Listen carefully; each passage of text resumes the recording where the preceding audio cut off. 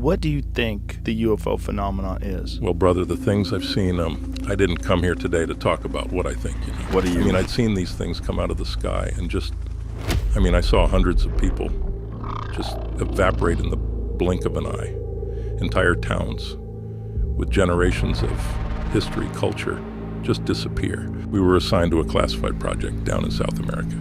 We were staying in some little town in Paraguay, and boy, things got pretty horrific. It's honestly a miracle. We'd made it out. So we were, enjoying our time. We'd patrol and monitor our parameters, but, things seemed pretty quiet.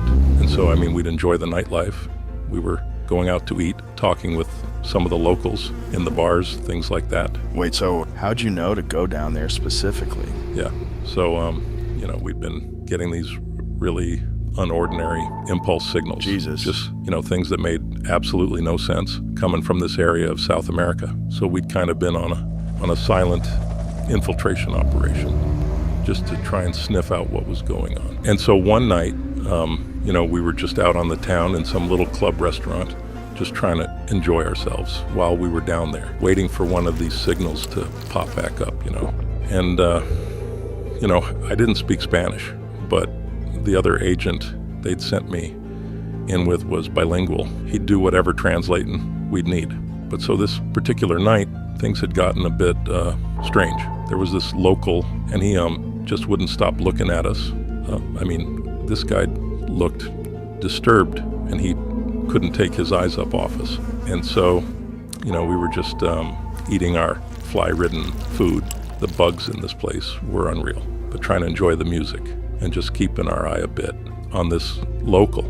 And I say to my partner, I'm going, Marshall, you see this guy over there? And he goes, yeah, I see him. I say, I'll be right back. So I go on and step outside for a cigarette, create a little diversion. And by the time I'd went back on in, he was antsy. We're sitting there. And then he, for some reason, can't seem to stand the sight of us for another second. And he's hovering over our table. And he's going, sé quién eres, sé para qué estás aquí. I'm going, Marshall, what's he saying? Marshall says back to him, simultaneously translating for me. Jesus, man. Yeah. And he goes, what do you mean you know us? What do you mean you know why we're here? Who are you? ¿Quién eres? Then the man just starts going, he says, el diablo, el diablo, el diablo. Llevo a mi familia. And he's crying. He's going, Dios mío, la familia. Hey, Dios mío. At this point, I thought, this guy's a friggin' whack job. Marshall's saying to him, amigo, que viste? And guy was just a broken record, El diablo, Dios mío, el diablo.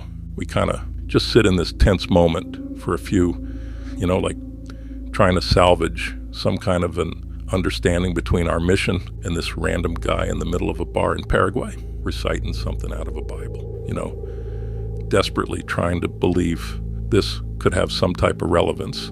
Then the guy goes, ellos vienen, Dios mío, ellos vienen de nuevo. Marshall's going, come on, who took your family? Who's coming back, you son of a bitch? What are you talking about? Guy goes, vete mientras puedas. Nadie me cree, el diablo.